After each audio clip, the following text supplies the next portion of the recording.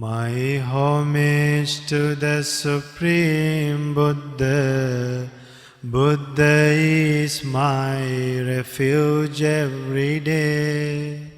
My homage to the Supreme Dhamma. Dhamma is my refuge every day. My homage to the Supreme Sangha. Sangha is my refuge every day. My homage to the Supreme Triple Gem. Triple Gem is my refuge every day. Sadhu, sadhu, sadhu. Namo Buddhaya. So, as usual, on every Saturday, we conduct the English Dhamma School. So, children, do you know and do you have a understanding why do we need to come to this Dhamma School? What's the reason we need to go to a Dhamma School? What's the purpose? Now we go to school. Don't you go to school? You go to school. Why do we go to school? To learn. To learn what? To learn various subjects. Why do we learn various subjects in the school? After you grow old, when you become matured, don't you have to survive yourself? You have to survive yourself. Then your parents will become grandparents by the time. When you become 20, 25, won't they become grandparents? They'll become grandparents. They will grow older. Then you have to take care of the parents. You have to take care of the relatives around you. Then you have to earn money, isn't it? Without earning money, can we survive as lay disciples? No. So to survive as lay disciples, we need to earn money. So to earn money without having a knowledge, can we get jobs in the country? Can we get? No. Will you all be respected by others when you are not educated? No. Then to earn a living, we need education. We should survive ourselves on our own. But why do we come to the Dhamma school? What's the reason? Now we go to school, in future we need to survive ourselves, to earn money, to live in a good society. Then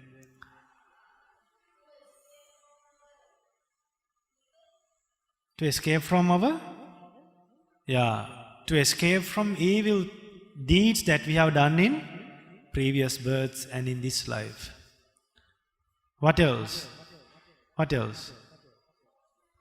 To learn about wholesome and unwholesome, we come to the Dhamma school. To gain merits. To gain merits, we need to learn how to gain merits. Without learning the way of gaining merits, will we be able to gain merits? No, we don't know what is good and bad. Now some people in this world, they do bad things thinking as it is good. Some people steal to survive. Is it good? That's bad. So, some tell lies to survive. Is it good? That's bad. So the reason you come to a Dhamma school, now you all know, to learn about good and bad. But do you get money by just learning good and bad? Then what do you get? But why do we need merits? What's the reason you are gathering merits? Sorry? To attain Nibbana. What is Nibbana? What is Nibbana? Nibbana is, dear children, so far in the Dhamma school, after you were born, once you are born in this world, in any form of way, it could be as a human being, it could be as animals, it could be as a ghost. What's the final suffering that you have to go through? The death.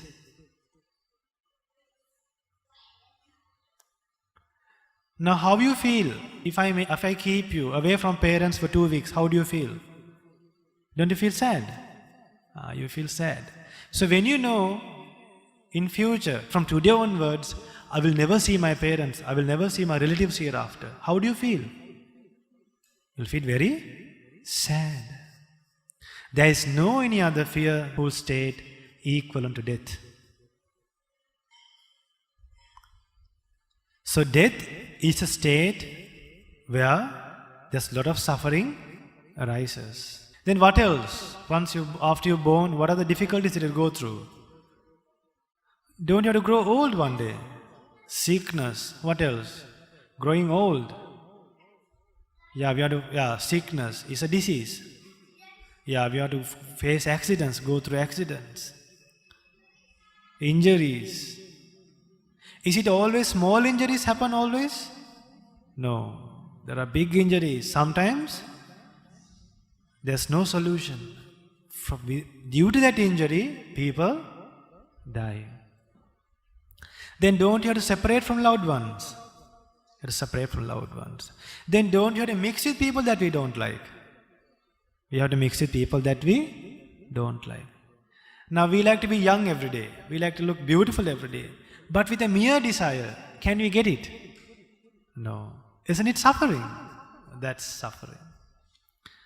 So all these suffering, these difficulties that you have to go through is because of what? Because of what? Because of birth. What is Nibbana? Nibbana means when you eradicate birth, when you are not born in any form of place, when you are not born in any form of way, when you are not born in anywhere in this world, in any form of way, will there be death in future? Will there be diseases? Will you grow older? No. So attaining Nibbana means putting an end to our endless births and deaths. So, the reason we gain merits is to eradicate birth. What else? That's the final goal. What are the other benefits? Until now, let's say in this life we are unable to eradicate birth. In this life we were unable to eradicate birth. Then what will happen to us? We'll be born again. But next life, do you like to come back to this human world? Do you like to come to this human world? Which is better, human world or divine worlds are better? Divine worlds better. So do you like to come to human world? You like to come to the human world or go to a divine world? Divine world. So until you attain Nibbana, we should be safe. We should be in a good place where we can gain merits again in future births. So to gain merits, there are only few worlds. What are the worlds? Human world, divine worlds and Brahma worlds.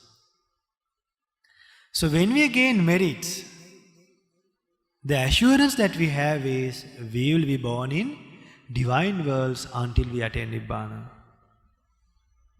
or else in human worlds. If we are able to become Sotapanna disciples of Supreme Buddha, what's the benefit that we get? We will have only 7 births. Very good. How many births we'll have? Only 7 births. If we have only 7 births, how many times you have to die?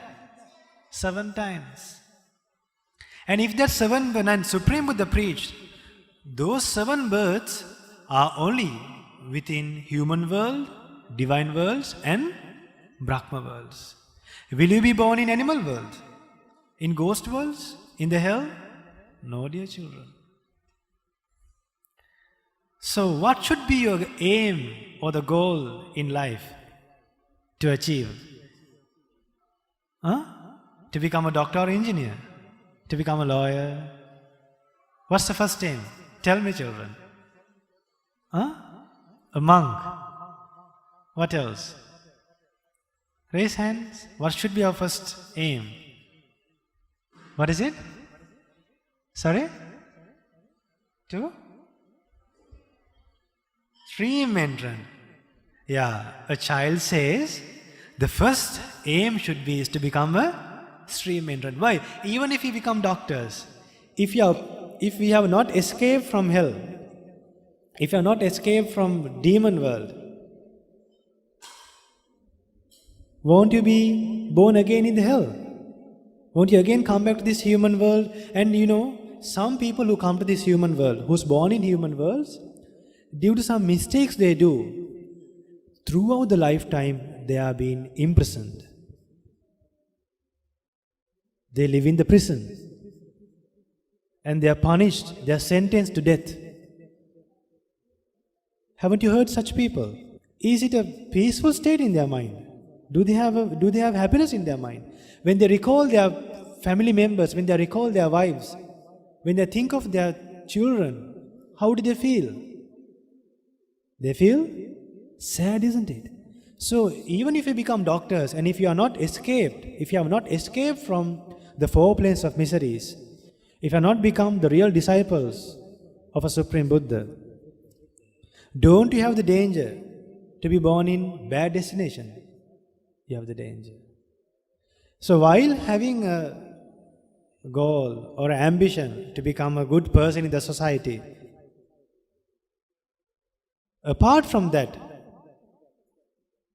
more than that, what should be our first goal? To become a real disciple of a Supreme Buddha. Because while having that ambition to escape from suffering, can't you still become doctors? Can't you still become engineers? You can become. But what's the assurance? What's the benefits we get?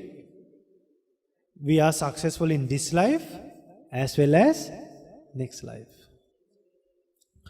So children, I think you all have been participating in this Dhamma school and you all know what is good and bad. Now tell me some good things that's good to practice in life.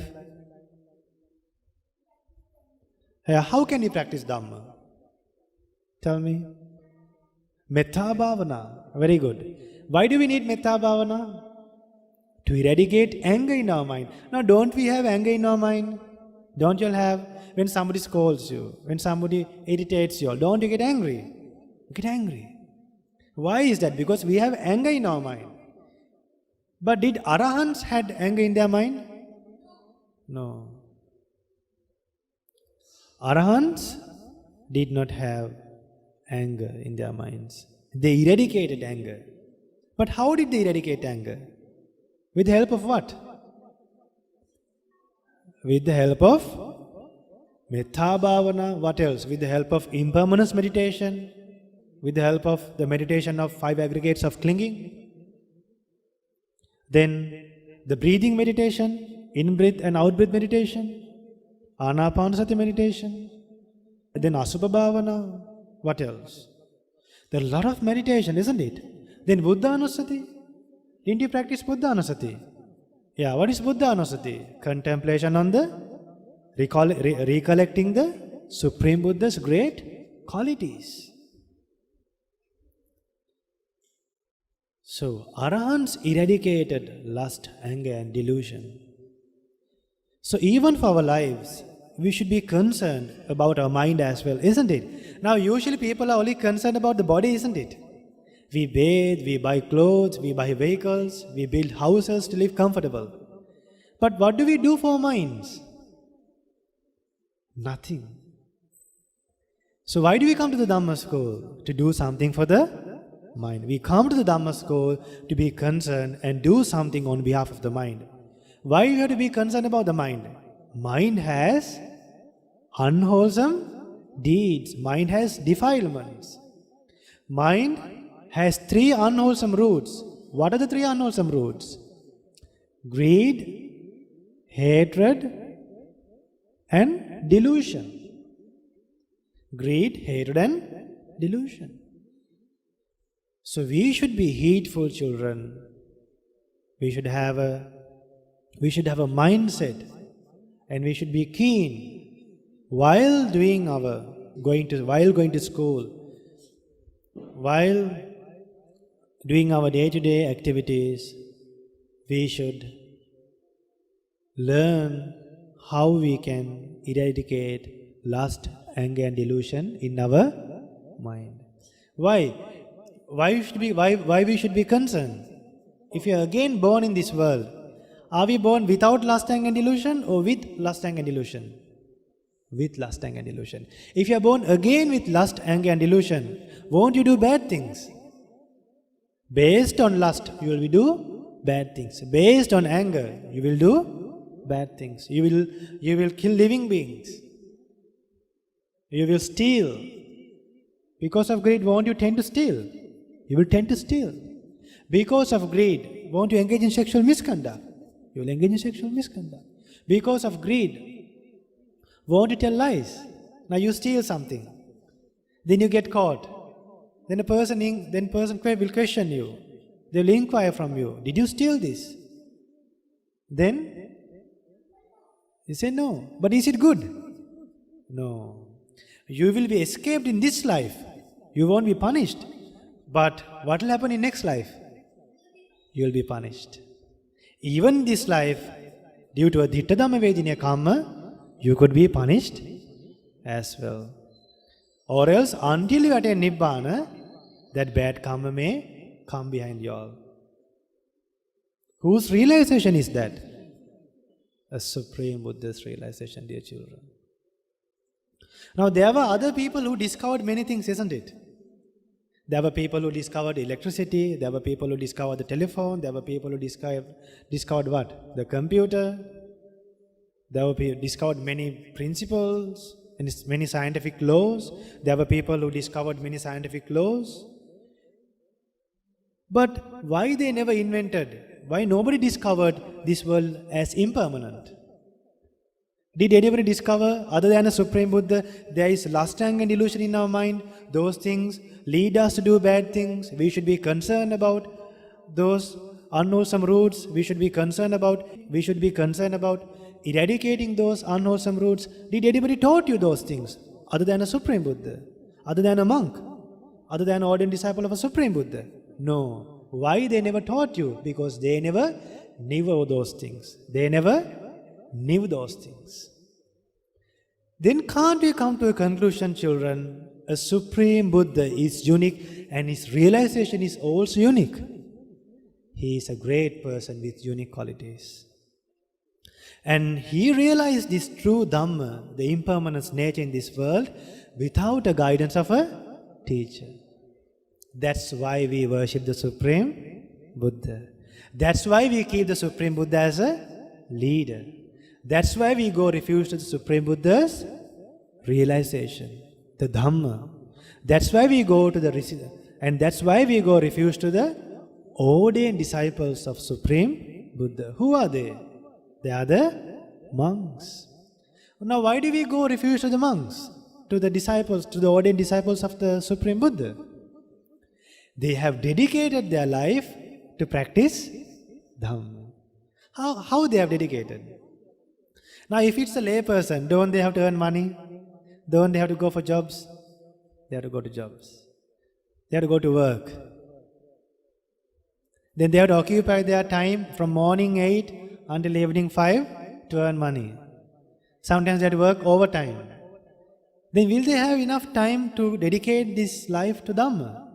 No. But monks, they give up the sensual pleasures. If they were from rich families, even they give up the sensual happiness. They gave up the comfort and they became monks. Now after you become monks, can you always get what you want? No. And the attractions and the bondage that they had to the relatives. Didn't they give up that? They gave up. Now if you all were kept for 1 year without parents, can you tolerate? Yeah? Is it possible? 2 years? No calls. Won't see each other. It's difficult to see, they are shaking heads.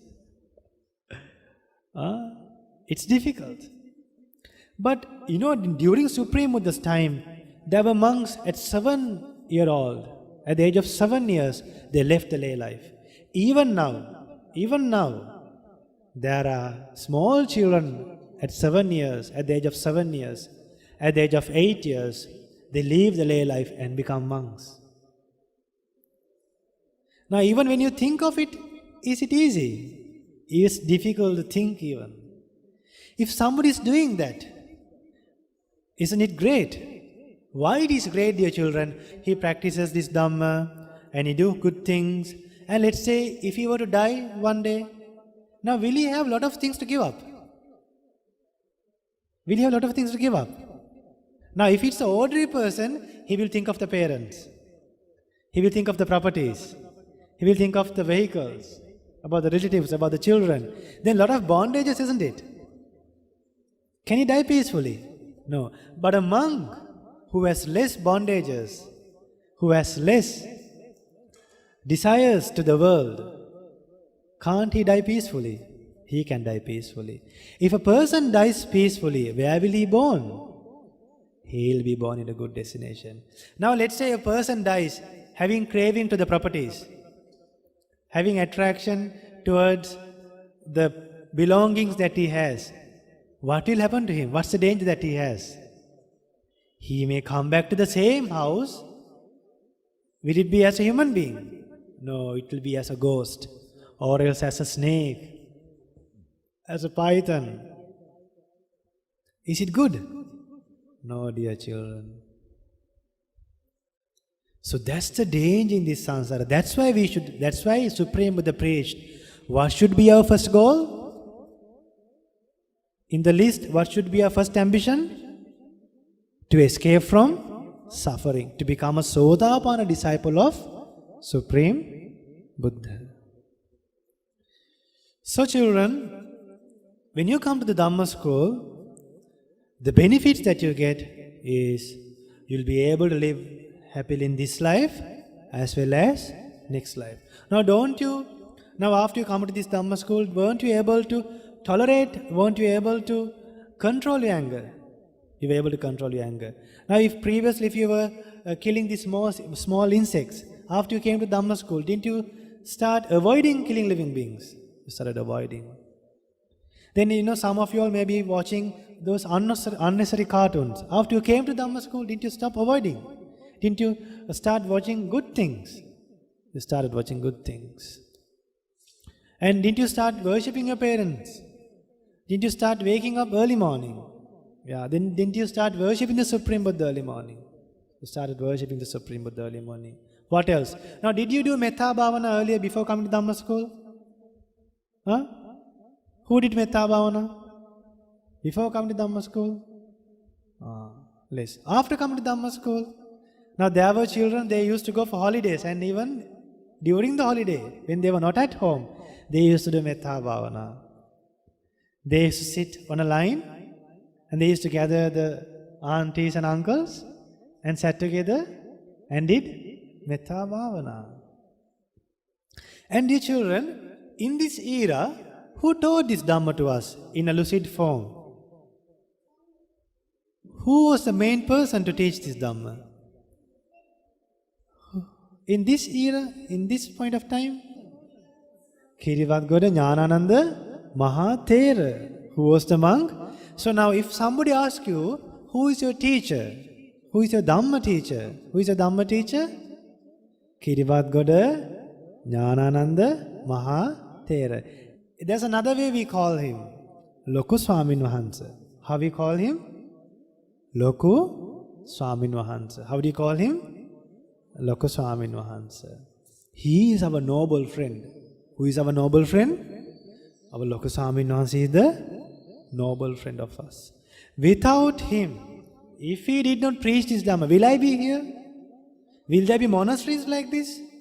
Will we be able to conduct such programs like this? No.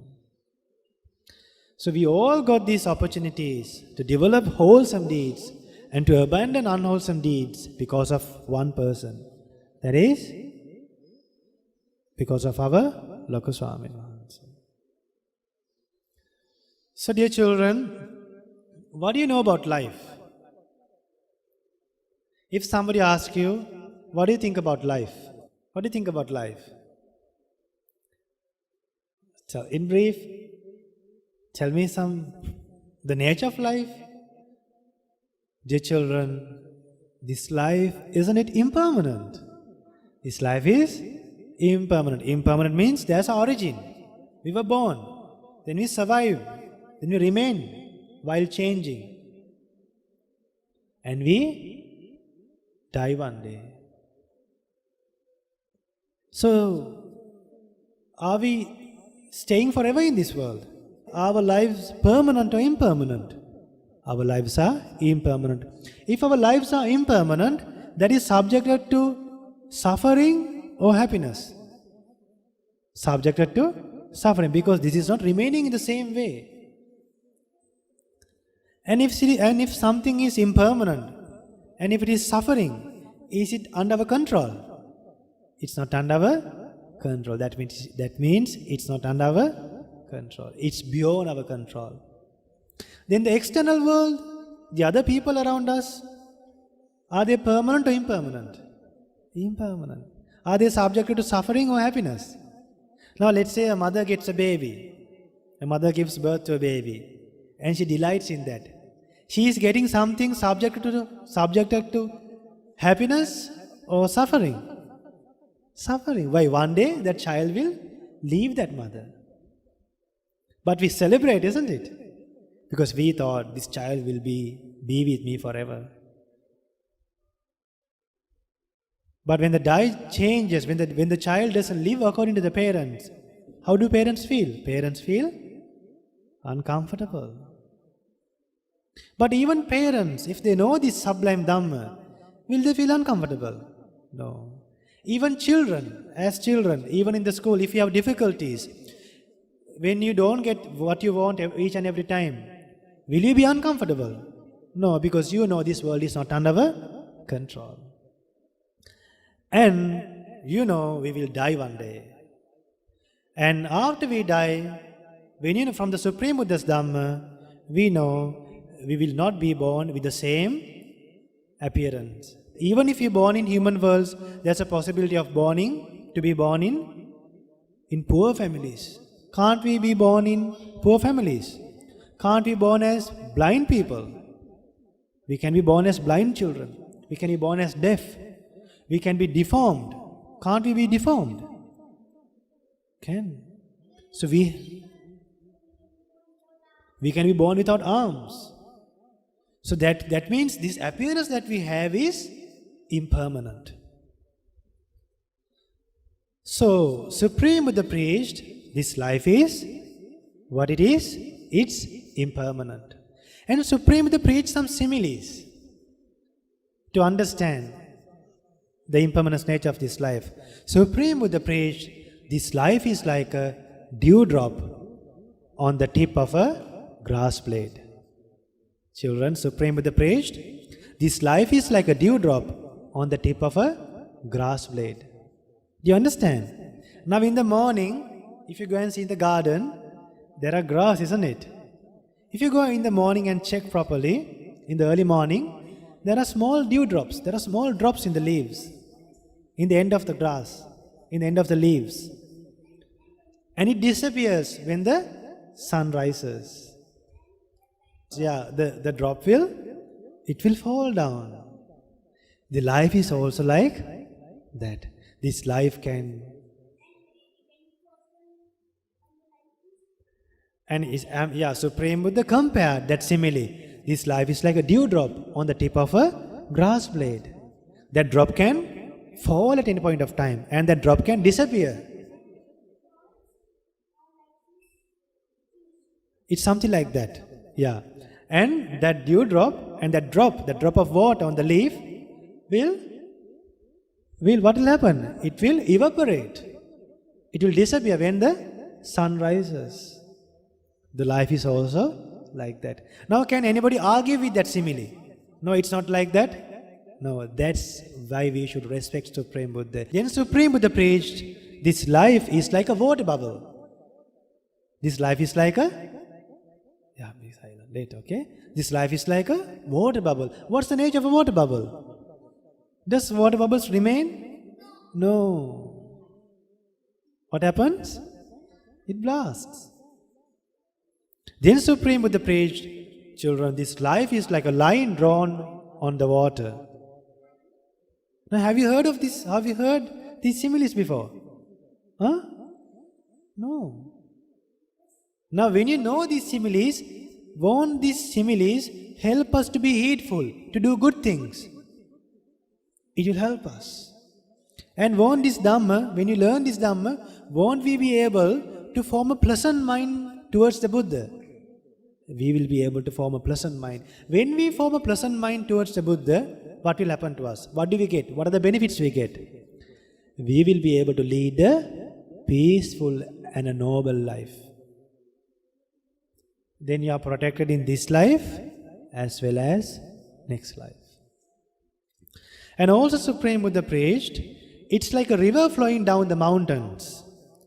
Its currents going far and fast, carrying everything with it. When a river is flowing from a mountain towards the sea, when it's flowing fast, don't it carry everything in the river? All the rubbish things, all the branches, all the leaves, whatever the things in the river, whatever the things that falls to the river, like branches, the things that it could carry, the river is always flowing, isn't it? The river is always flowing. It's flowing fast. It's flowing fast. Like that, this life is ending fast. This life is ending fast. This life is getting closer to death, like the river flows from mountain. It's like water flowing from a mountain. It's like a water stream. Our life is getting used up day by day, getting closer to death. Then Supreme Buddha preached, it's like a strong man making a gob of spit at his tongue tip would spit it out with little effort. It's like you are spitting out a little bit of spit. Just imagine when you feel like spitting out, when a person spits, it's just within a small second, it will be thrown away. Like that, this life is getting closer to death. Then Supreme Buddha preached, it's like a piece of meat thrown into a heated pan which has been heated throughout the day. Just imagine there's a pan which has been heated throughout the day, and a piece of meat is being thrown to that pan. What will happen? It burns very fast. Can you even eat that? No, it will vanish. So Supreme Buddha preached, this life is like a piece of meat thrown into an iron pan, heated all day long, that quickly vanishes. Then Supreme Buddha preached, it's like a cow taken for slaughter. With every step it takes, draws closer to the slaughter. Now when a cow is being taken to the slaughtering house to slaughter, what happens? Our life is like when a cow is being taken to the slaughtering house for slaughter. Each and every slaughter means cutting the head. Supreme Buddha preached, this life is like a cow being taken to the slaughtering house for slaughter. Now each step that cow keeps, each step that cow step is getting closer to death. Each step that cow step is getting closer to death. So how many similes? Supreme Buddha preached 7 similes. What's the first one? This life is like a dewdrop on the tip of a grass blade. Then Supreme Buddha preached, this life is like a water bubble. Then this life is like a line drawn on water with a stick. Then Supreme Buddha preached, it's like a strong man making a gob of spit at his tongue tip.